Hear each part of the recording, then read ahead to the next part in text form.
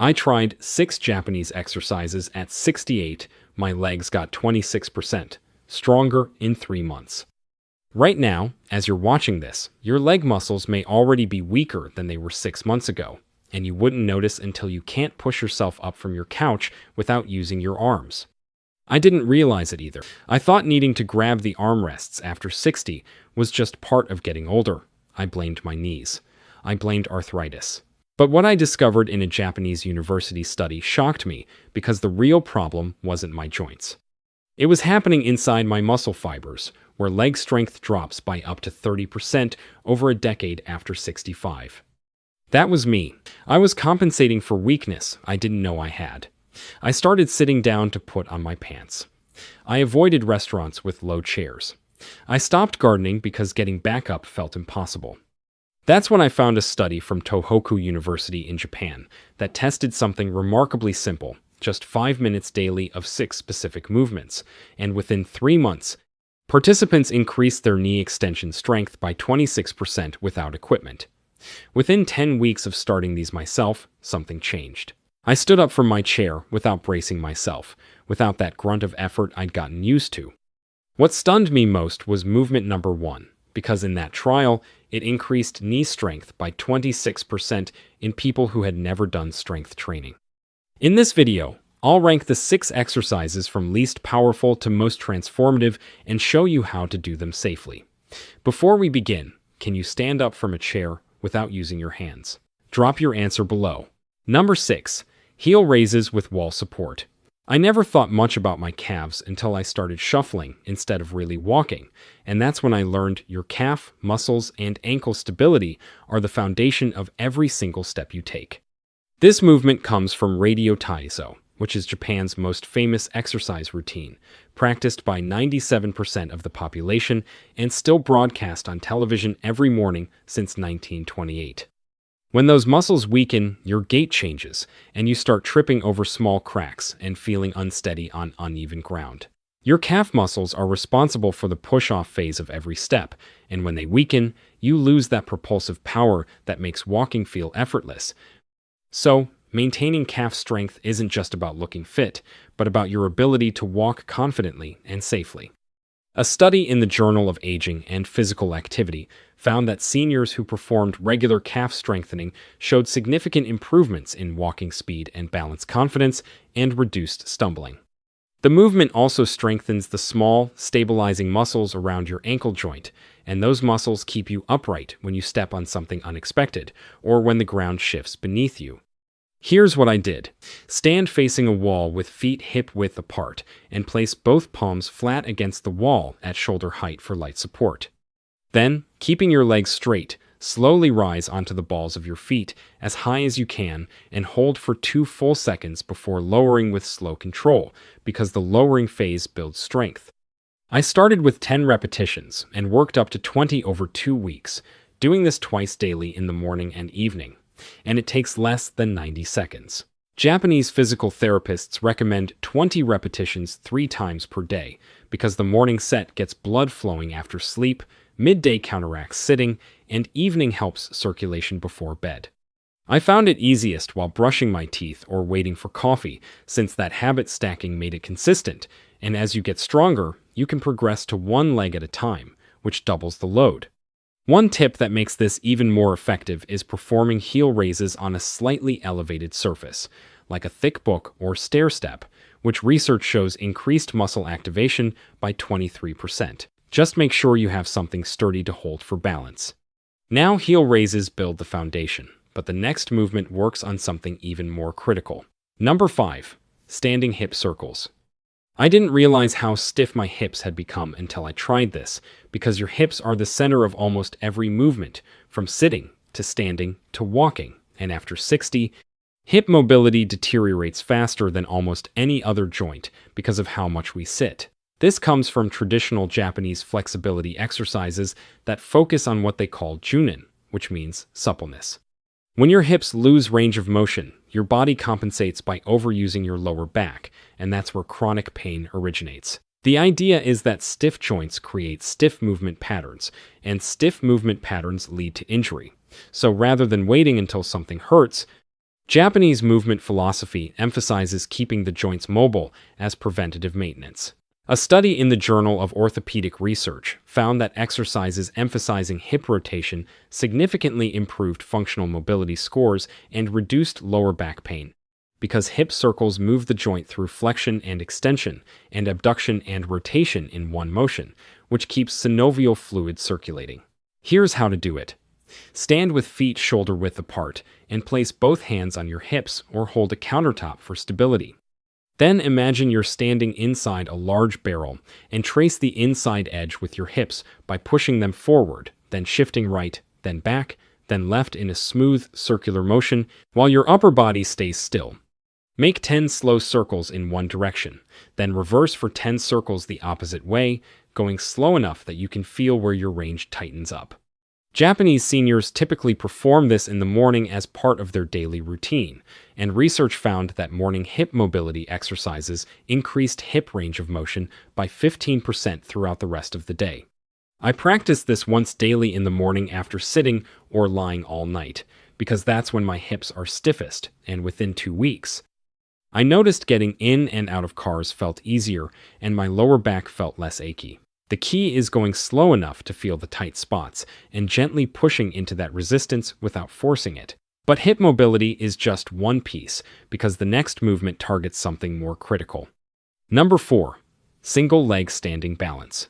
If I could only choose one assessment to predict whether someone over 65 is at high risk for a serious fall, it would be this: whether you can stand on one leg for at least 10 seconds without holding anything. This movement has been practiced in Japanese elderly fitness programs for decades, and recent research confirms what therapists knew through experience about how remarkably effective it is. That single measurement is more predictive of fall risk and hospitalization than almost any other test. A University of New Mexico study followed over 300 people aged 60 and older for 3 years, and found participants who could not stand on one leg for 5 seconds were significantly more likely to suffer injurious falls that resulted in fractures or head trauma or emergency room visits. The reason single leg balance is so predictive is that it tests multiple systems simultaneously, including your hip stabilizers, your proprioception, which is your body's ability to sense where it is in space, and your vestibular system, which controls inner ear balance. When I first tried this, I could barely hold 8 seconds, and my leg was shaking. But Japanese elderly fitness programs include this as a daily practice, not as a test, but as training, because the act of practicing is what maintains those systems. Here's how to practice it safely. Stand next to a sturdy chair with feet together, and place your fingertips lightly on the surface for support.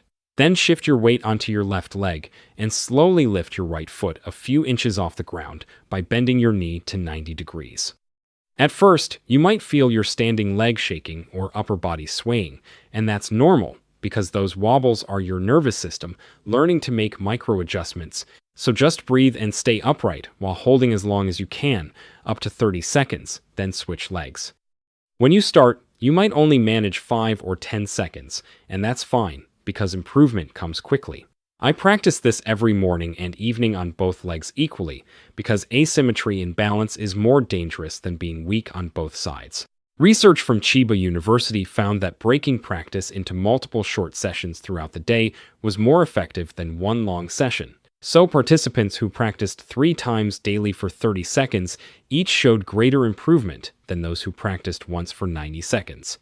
To increase the challenge, try closing your eyes while standing on one leg, because eyes closed practice increased muscle activation by 58% compared to eyes open, since your visual system provides about 70% of balance information.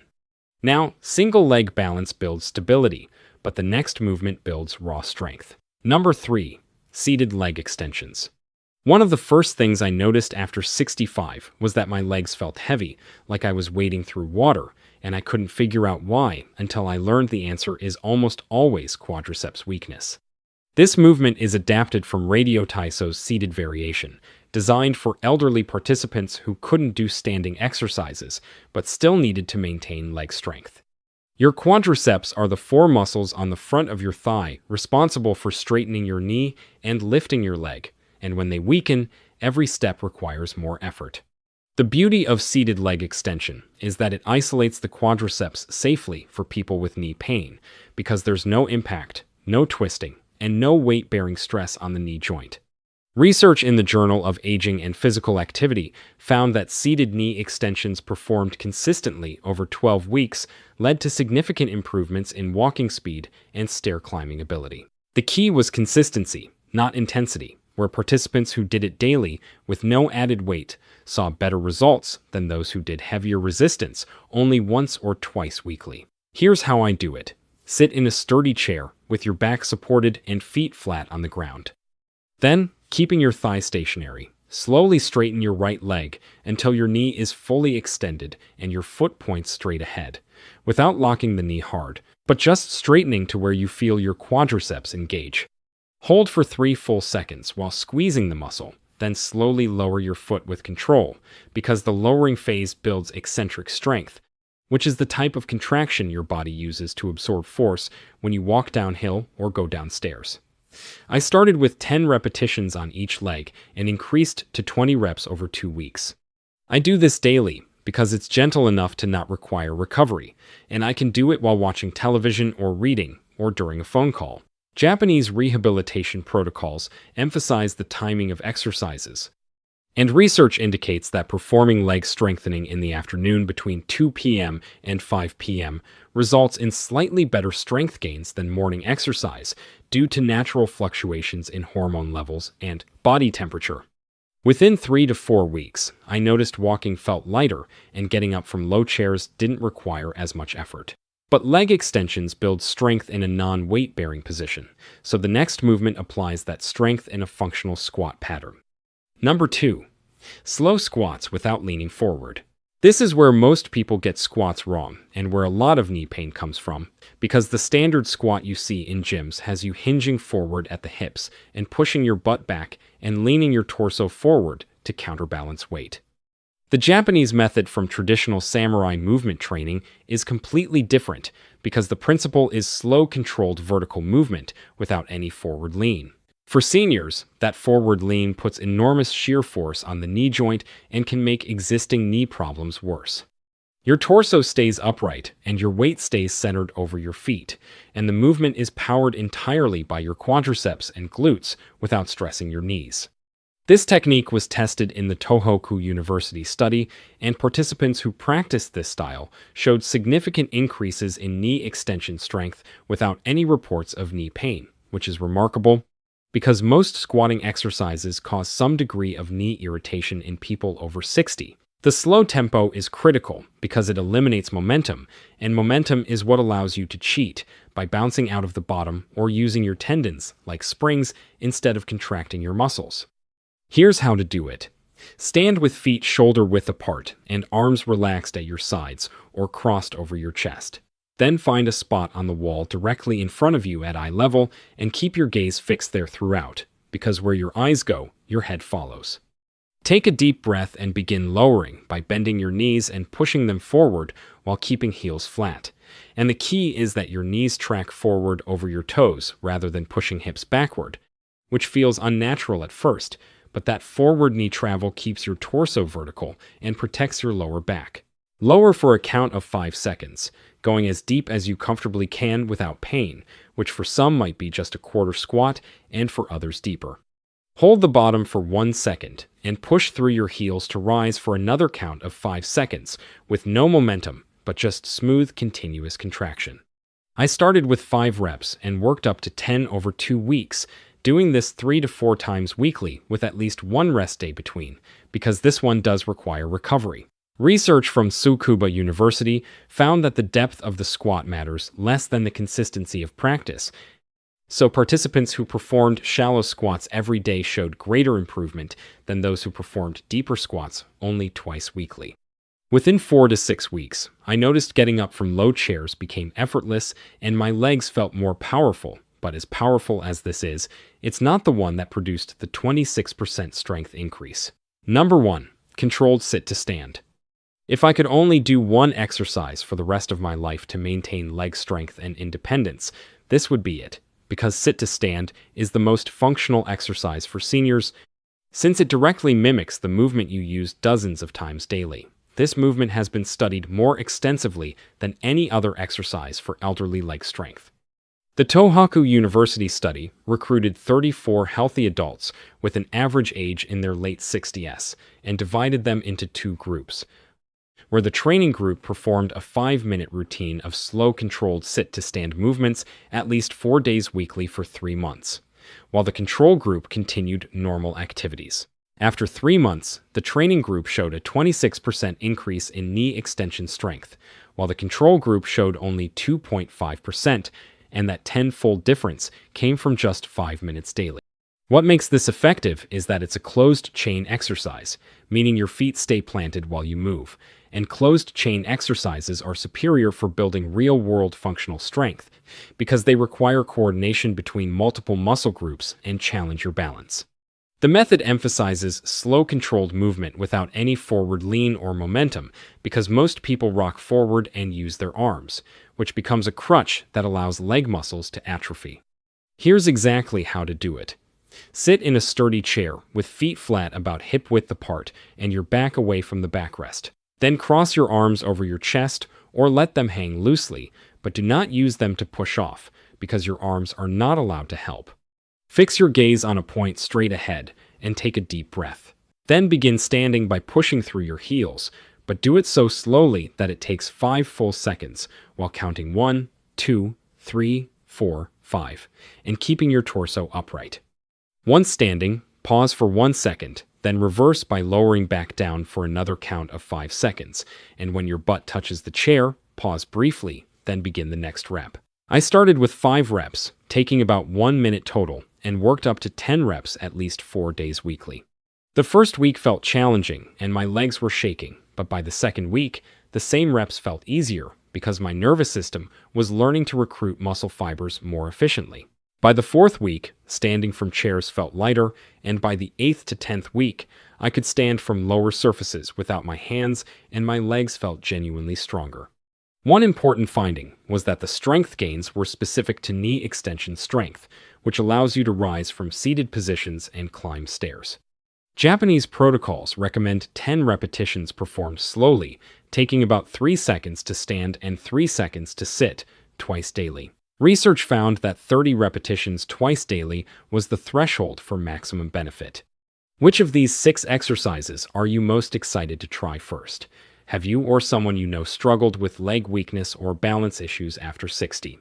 Drop a comment below and let me know your experience, because I read them all. And if you found this video helpful, hit that like button and make sure to subscribe so you don't miss future videos. Thanks for watching, and here's to finally getting the leg strength and independence you deserve.